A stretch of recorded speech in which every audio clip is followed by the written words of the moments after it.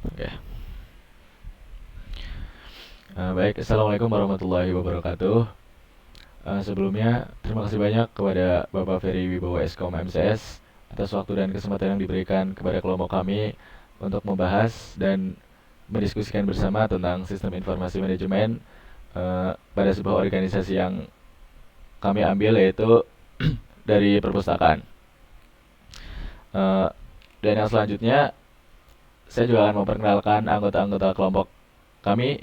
Yang pertama dari Miftah dengan NIM 05, lalu ada saya sendiri, Irfan Syafiq dengan NIM 20, lalu ada Maulana Aska dengan NIM 08, Aditya Oki dengan NIM 07, Hasan Askari dengan NIM 15, dan Pasang Afra dengan NIM 24. Baik, seperti yang saya katakan sebelumnya, setiap organisasi, setiap perpustakaan pasti memiliki sebuah sistem informasi manajemen.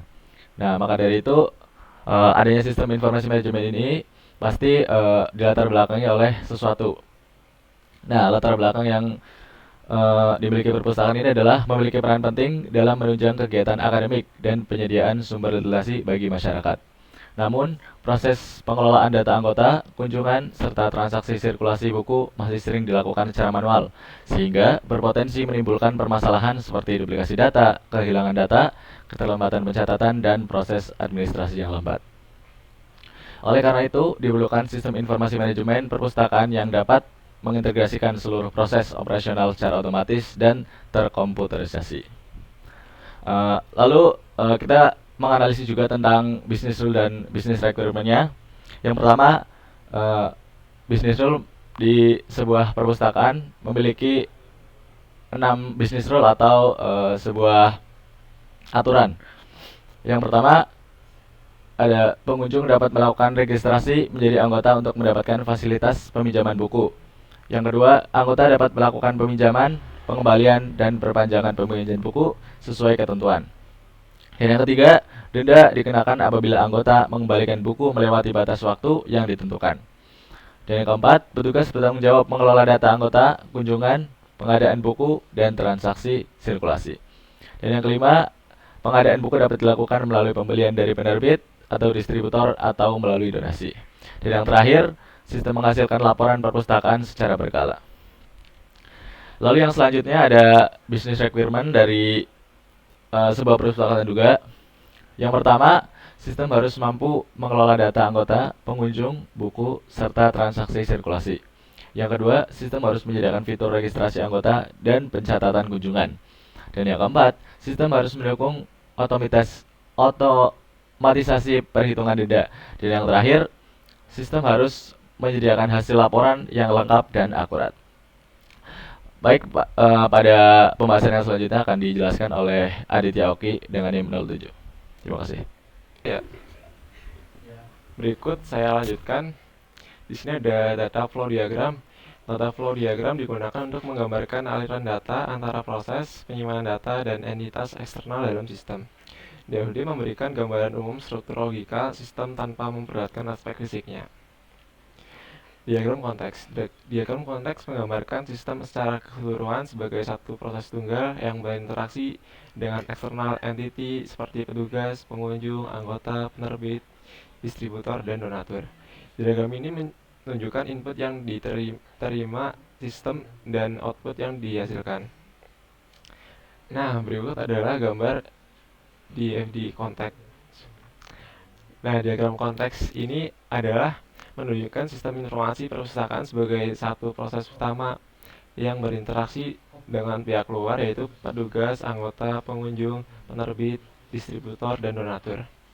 Petugas mengelola seluruh data, anggota melakukan sirkulasi buku, pengunjung melakukan registrasi, sedangkan penerbit, distributor, dan donatur berperan dalam penggandaan buku. Nah, berikutnya adalah diagram level 1. Diagram level 1 adalah pemecah dari diagram konteks menjadi beberapa proses utama, yaitu proses registrasi anggota, proses kunjungan, proses sirkulasi buku, proses penggandaan buku, proses laporan perpustakaan. Masing-masing proses ditunjukkan data internal dan penyimpanan data terkait. Nah, berikut adalah foto diagram level 1. yang dimulai dari proses 1.0 yaitu registrasi anggota. Registrasi anggota adalah pengunjung mengajukan pendaftaran anggota, petugas menginput data, lalu sistem menghasilkan status dan bukti registrasi anggota. Nah, berikutnya adalah proses 2.0 yaitu kunjungan.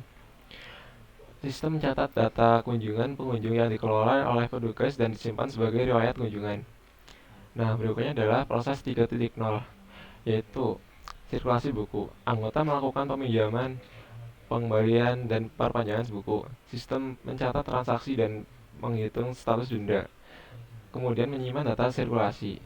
Nah, berikutnya adalah proses 4.0 yaitu penggandaan buku. Petugas mengelola penggandaan buku melalui penerbit, distributor, dan donatur. Buku yang diterima akan ditambahkan ke data buku. Nah, untuk proses yang terakhir adalah proses 5.0 yaitu laporan perpustakaan.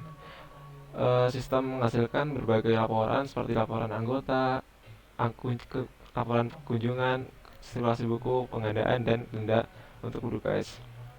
Nah, baik, berikutnya akan dibahas oleh teman saya.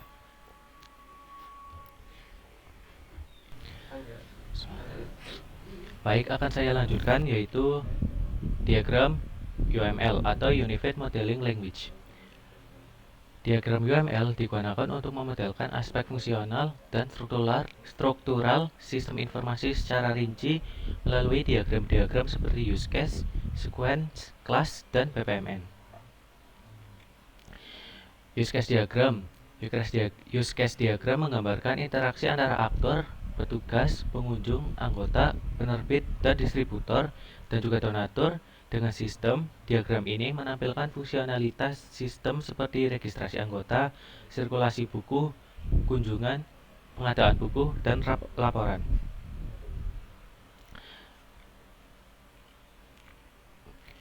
Berikut adalah contoh use case diagram. Yang pertama ada aktor petugas, pengunjung, anggota, dan penerbit. Aktor petugas yaitu mengelola data, sirkulasi, pengadaan, dan laporan. Untuk aktor pengunjung yaitu melakukan kunjungan, registrasi, dan anggota. Aktor anggota yaitu melakukan peminjaman, pengembalian, dan perpanjangan buku. Dan terakhir aktor penerbit yaitu distributor atau donatur menyediakan buku. Kelas diagram. Kelas diagram menunjukkan struktur data objek dalam sistem yang meliputi entitas, atribut, metode, serta relasi antara kelas. Diagram ini menjadi dasar implementasi database dan pengembangan perangkat lunak berorientasi objek. Berikut adalah contoh kelas diagram. Kelas diagram menunjukkan struktur data dan relasi antar kelas. Kelas utama yaitu petugas, anggota, sirkulasi buku, peminjaman, pengembalian, denda, dan pengadaan buku. Menjelaskan tentang atribut data dan juga relasi many to many. Ini penting digunakan sebagai dasar database dan coding. Yang ketiga yaitu sequence diagram. Sequence diagram menggambarkan alur pesan antar objek secara kronologis pada proses tertentu, seperti yang pertama registrasi anggota, kemudian yang kedua peminjaman buku, ketiga pengembalian buku, keempat perpanjangan peminjaman buku, yang kelima pengadaan buku. Berikut contoh diagram sequence, yaitu pengunjung melakukan registrasi anggota kepada petugas. Kemudian petugas menginput data registrasi kepada sistem memvalidasi data registrasi anggota, kemudian diberikan kepada petugas konfirmasi data valid atau tidaknya. Kemudian petugas menginformasi kepada pengunjung informasi data valid atau tidak. Kemudian petugas membuat kartu anggota dan sistem mengupdate data anggota. Dan proses registrasi berhasil, petugas memberikan kartu anggota kepada pengunjung. Yang kedua, sirkulasi peminjaman buku. Yang pertama, anggota meminjam buku kepada petugas. Petugas menginput ke sistem input permintaan peminjaman. Kemudian sistem memvalidasi anggota. Sistem menginformasi status anggota, aktif atau non-aktif. Kemudian mengonfirmasi pesanan peminjaman. Kemudian sistem memproses peminjaman dan update stok baru. Peminjaman berhasil, Kemudian petugas memberikan buku yang ingin dipinjam oleh anggota. Kemudian pengembalian. Anggota mengembalikan buku kepada petugas. Petugas menginput data ke sistem data pengembalian. Kemudian sistem memvalidasi tanggal dan perhitungan denda jika ada. Kemudian melakukan pembayaran denda jika ada. Terus mengonfirmasi pengembalian buku dan input pembayaran jika denda ada. Kemudian sistem mengupdate stok buku dan pembayaran denda. Status pengembalian buku dan pembayaran denda jika ada. Kemudian petugas mengonfirmasi buku yang dikembalikan dan memberikan kwitansi pembayaran. Kemudian perpanjangan buku. Anggota meminta perpanjangan buku kepada petugas. Petugas menginput permintaan perpanjangan ke sistem. Sistem memvalidasi masa perpanjangan. Kemudian sistem mengonfirmasi kepada petugas informasi batas peminjaman. Kemudian petugas menginformasi kepada anggota informasi batas peminjaman buku. Kemudian petugas mengonfirmasi perpanjangan ke sistem. Sistem mengupdate batas peminjaman baru. Kemudian perpanjangan berhasil. Kemudian petugas mengonfirmasi ke anggota bahwa peminjaman buku berhasil diperpanjang. Yang terakhir yaitu pengadaan buku. Yaitu petugas membuka menu pengadaan buku ke sistem, kemudian menginput form pengadaan buku, kemudian mengajukan permintaan buku kepada penerbit atau distributor. Kemudian penerbit atau distributor mengecek ketersediaan buku. Terus mengonfirmasi ketersediaan buku kepada sistem. Sistem memberikan input kepada petugas untuk pengadaan pengembalian buku. Kemudian sistem memvalidasi dan menyimpan transaksi pengadaan buku. Kemudian menginput detail pengadaan buku dari sistem. Dan juga sistem melakukan update stok buku. Kemudian pengadaan buku berhasil dicatat oleh petugas. Dan petugas menyerahkan buku donasi, dan buku donasi itu akan diinput data donasi buku kepada sistem. Kemudian sistem memvalidasi dan menyimpan data donasi, dan juga sistem melakukan update stok baru, dan sistem memberitahukan kepada petugas bahwa donasi buku berhasil dicatat. Untuk bagian selanjutnya akan disampaikan oleh rekan saya. Terima kasih.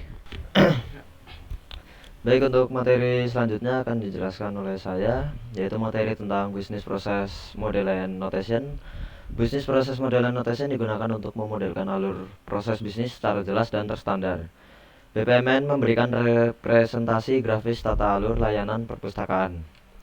Kemudian BPMN sirkulasi buku. BPMN sirkulasi buku menjelaskan proses peminjaman, pengembalian, dan perpanjangan buku oleh anggota serta perhitungan denda apabila terlambat mengembalikan.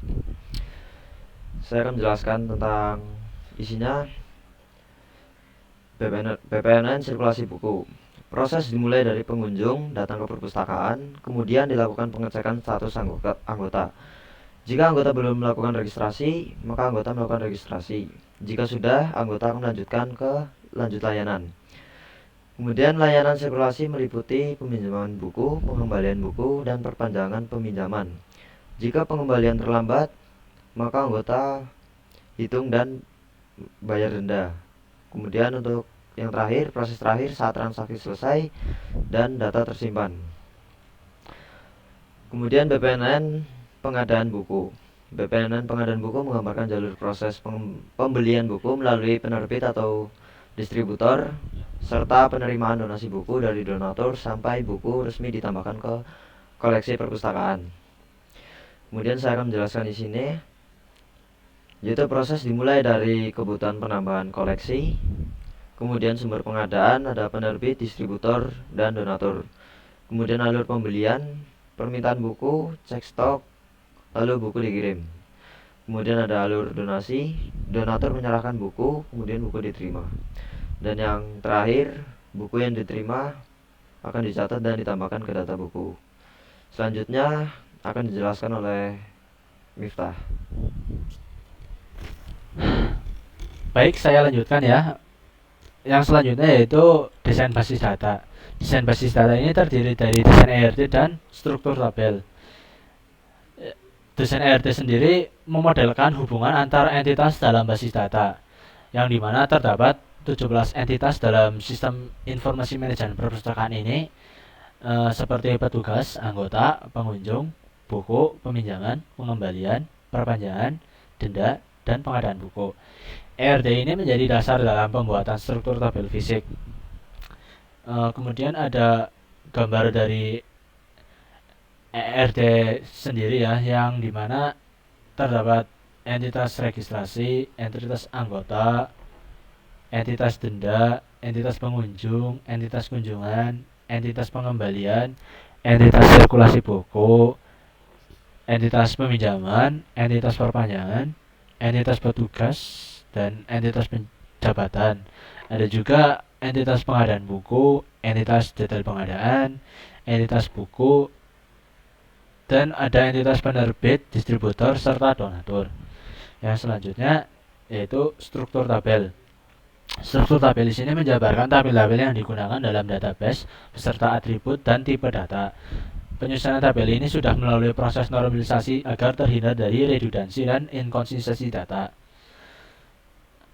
Yang pertama ada tabel petugas. Tabel petugas ini terdiri dari ID petugas, nama petugas, kontak, alamat, foto, keterangan, dan ada ID jabatan yang dimana sebagai FK ke tabel jabatan.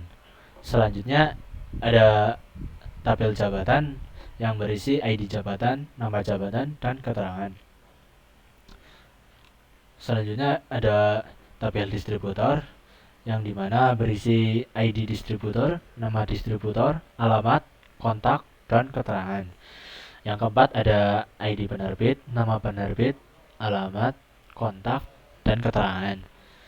Yang kelima ada tabel buku yang berisi ID buku, ISBN, judul buku, kategori buku, pengarang, tahun terbit, jumlah halaman, stok, foto, keterangan, dan ada ID penerbit yang dimana sebagai FK untuk ke tabel penerbit. Yang selanjutnya ada tabel donatur yang dimana berisi ID donatur, nama donatur, alamat, kontak, dan keterangan. Yang ketujuh ada tabel pengadaan buku. Tabel pengadaan buku berisi ID pengadaan, tanggal pengadaan, jenis pengadaan, yang dimana tipe datanya enum, yang berisi penerbit, distributor, atau donatur.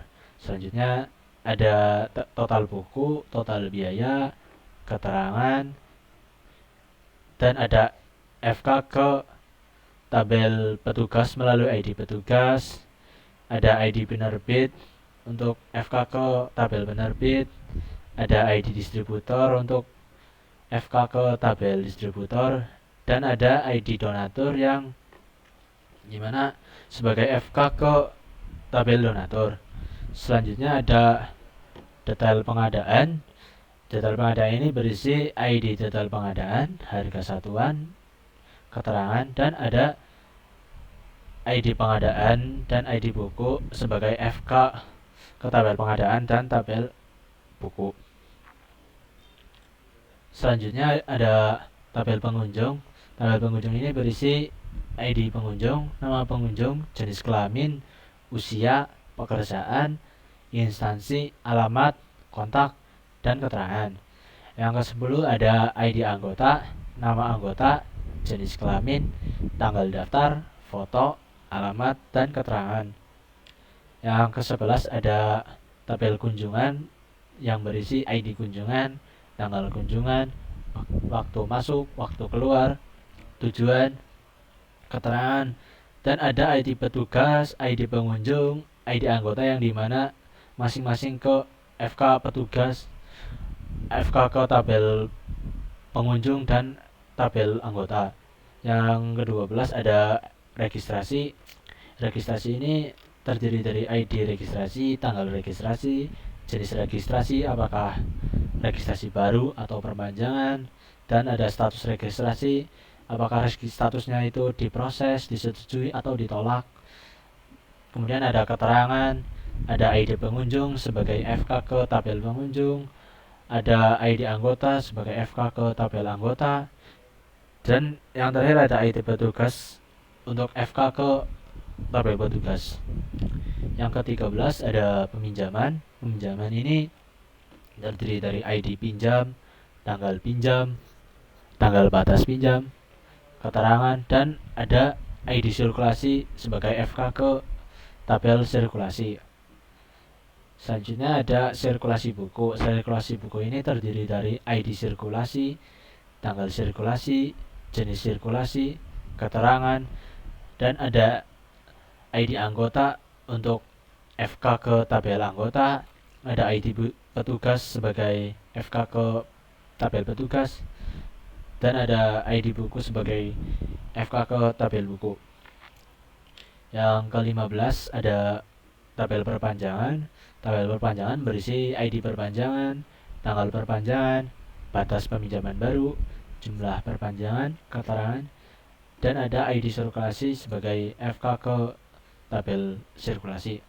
Yang ke-16 ada pengembalian, yang dimana terdiri dari ID pengembalian, tanggal kembali, keterlambatan, keterangan, ada ID sirkulasi sebagai FK ke tabel sirkulasi, dan ada ID denda sebagai FK ke tabel denda. Dan yang terakhir ada tabel denda yang terdiri dari ID denda, jenis denda, jumlah denda, status bayar, keterangan, dan ada FK ke tabel anggota, serta ada ID pengembalian sebagai FK ke tabel anggota, tabel pengembalian.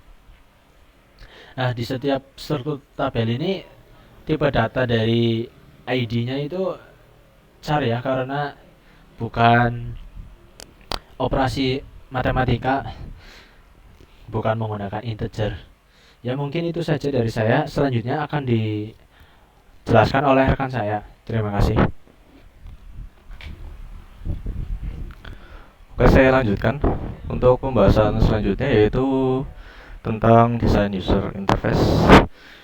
Desain UI menampilkan rancangan tampilan sistem yang meliputi halaman login, dashboard petugas, halaman anggota, registrasi anggota, data kunjungan, data buku, peminjaman, pengembalian, perpanjangan, pengadaan buku, denda, dan laporan.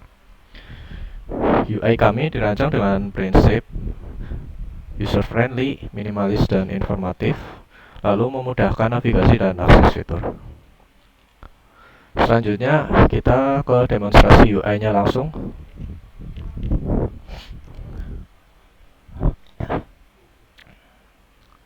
Oke, ini adalah desain user interface kami. Di halaman pertama, yaitu halaman admin atau yang bisa kita sebut backend.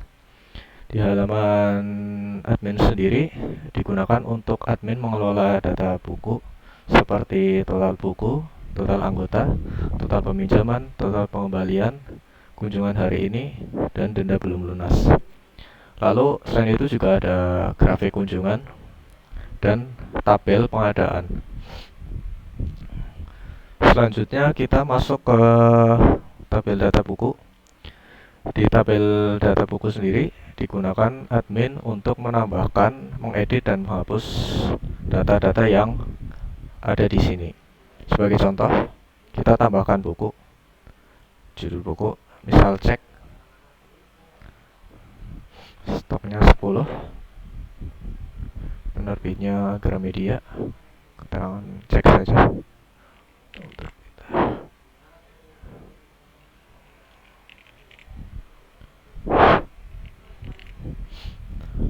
Lalu kita pilih gambar yang ingin diinput.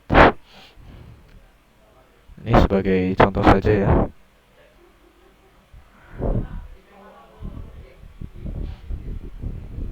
Maka yang tadi kita input akan tampil di tabel buku. Kita juga bisa ngedit. Misal kita mau ganti nama judul bukunya.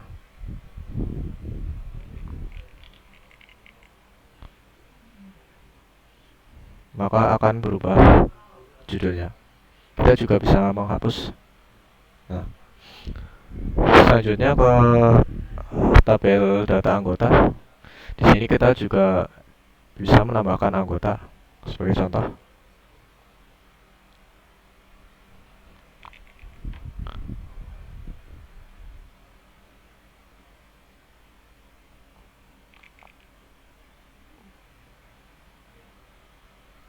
maka tampilannya akan tampil di tabel data anggota. Kita juga bisa ngedit,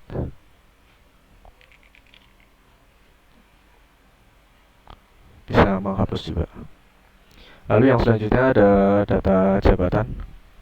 Di sini kita juga bisa menambahkan jabatan yang kita inginkan. Sebagai contoh,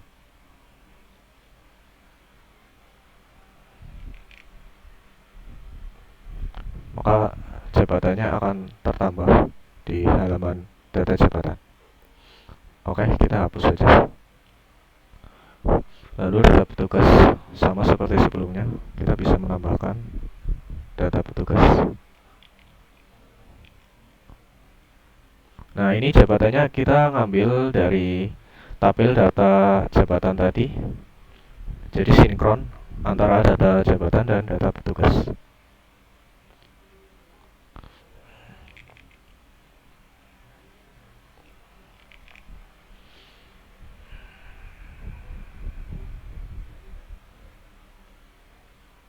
Ya, tampil ya.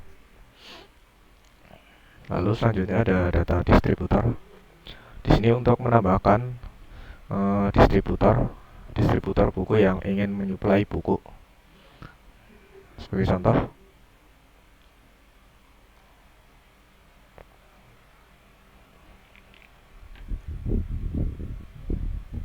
lalu kita klik simpan, maka tampilannya akan tersimpan di data distributor. Kita hapus saja. Lalu ada data penerbit. Ya, sama seperti sebelumnya, kita juga bisa menambahkan data penerbit di sini. Kita skip saja. Data donatur juga sama seperti sebelumnya. Lalu data pengunjung. Ini sinkron dengan tabel riwayat kunjungan ya. Jadi misal kita menambah data pengunjung, kelaminnya laki-laki, usia 20,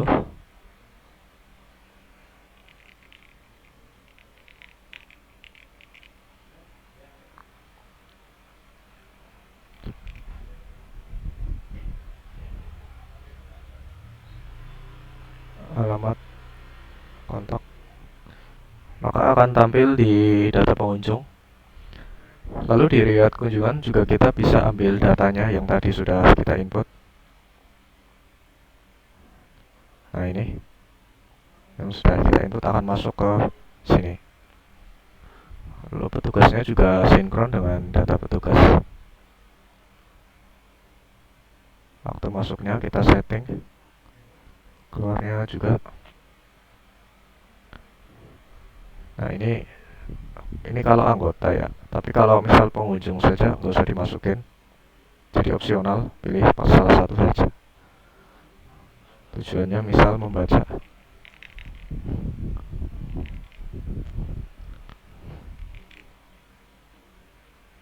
Nah, maka akan tampil di tabel riwayat kunjungan. Lalu ke transaksi ya. Yang pertama ada registrasi anggota. Ini tujuannya untuk mendaftarkan pengunjung yang ingin menjadi anggota perpustakaan. Sebagai contoh, sel baru.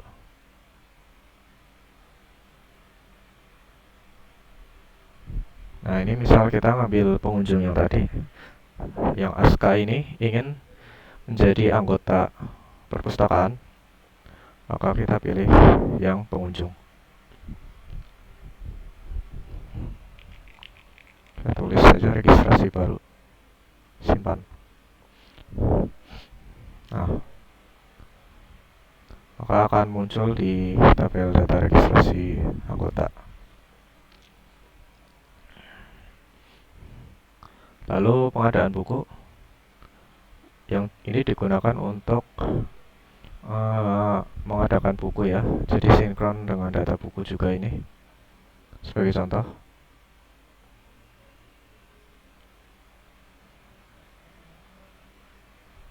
ini juga sinkron jenis pengadaannya dengan penerbit, distributor, dan donatur. Kita bisa mengambil data dari penerbit, total bukunya juga kita setting, tugasnya sinkron juga. Misal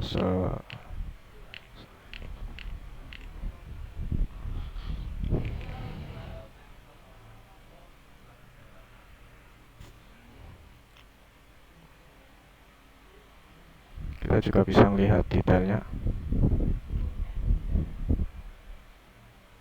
Nah, ini yang bisa kita tambahkan ya. Misal buku ini harganya 50.000.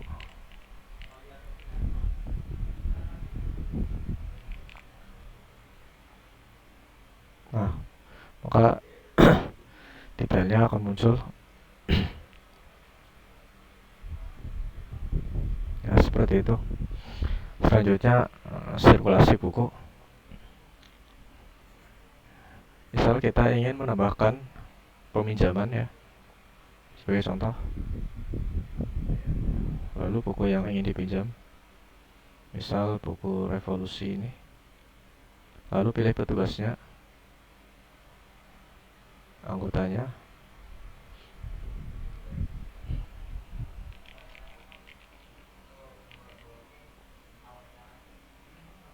maka akan muncul di tabel sirkulasi buku.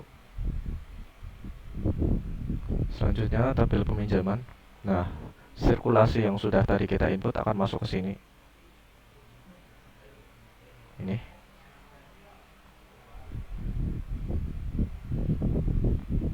Lalu kita tentukan tanggal pinjamnya. Misal pinjam hari ini, dikembalikan 2 hari kemudian.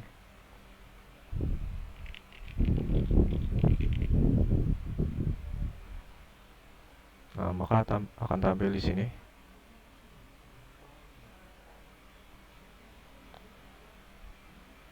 Ya.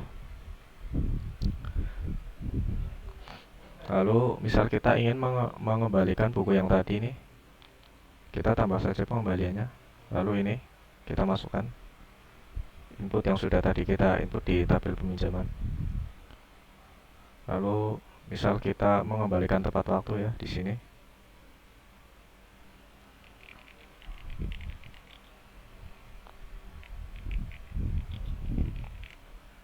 Kita klik simpan. Ini sudah masuk. Ini terlembatan 0 hari. Maka di denda maka di denda tidak akan muncul ya. Tapi kalau misal kita terlambat nih, misal kita melakukan peminjaman baru, misal sebagai contoh, kita sirkulasi terlebih dahulu.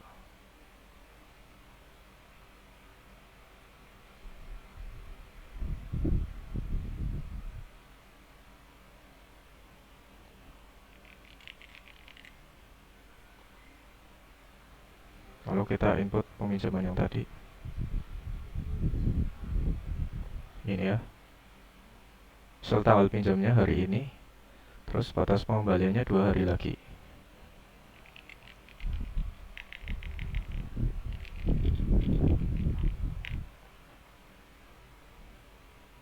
Oke, muncul. Nah, kita ingin mengembalikan. Cuma di pengembalian ini telat. Misal ya, kita tadi kan tanggal kembalinya harusnya tanggal 25, tapi kita telat mengembalikannya misal tanggal 26.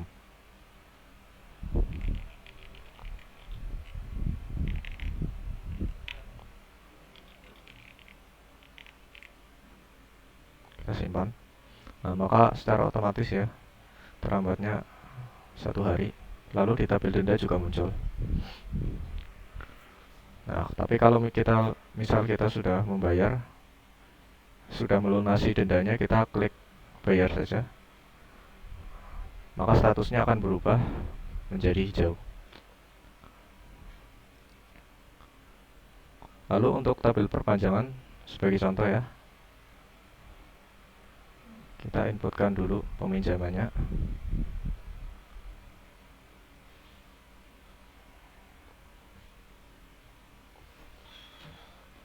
Misal kita meminjam buku sebuah perjalanan iman, pilih petugasnya, pilih anggotanya, misal peminjaman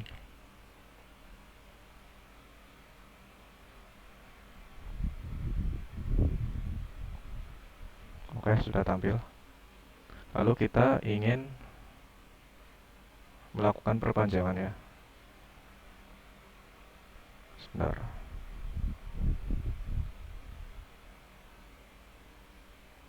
Kita misalnya mengembalikannya 2 hari lagi, tanggal 25, pinjam 2 hari.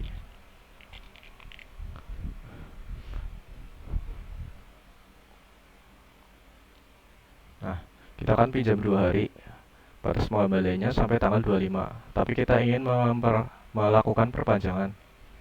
Maka di tabel perpanjangan, kita inputkan peminjaman yang sudah kita input tadi. Misal ingin memperpanjang di hari ini. Nah, ini kita setting misal memperpanjang 2 hari. Maka yang tadinya 25 kita pindah ke 27.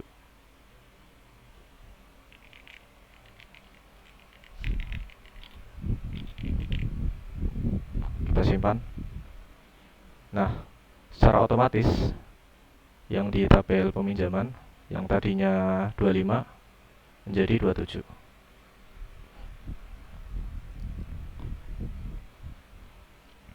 Oke, mungkin kita kembalikan ya, misal tanggal kembalinya 27.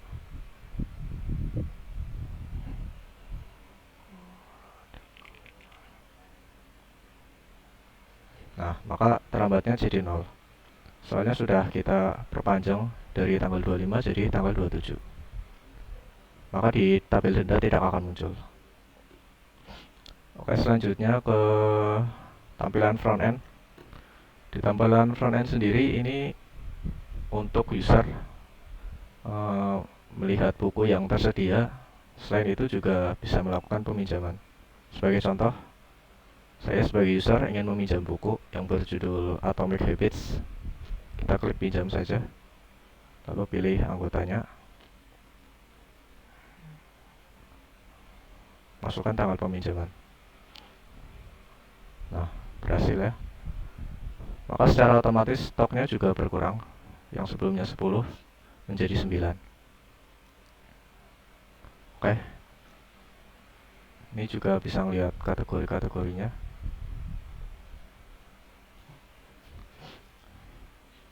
Oke, mungkin segitu saja dari tampilan desain user interface kami.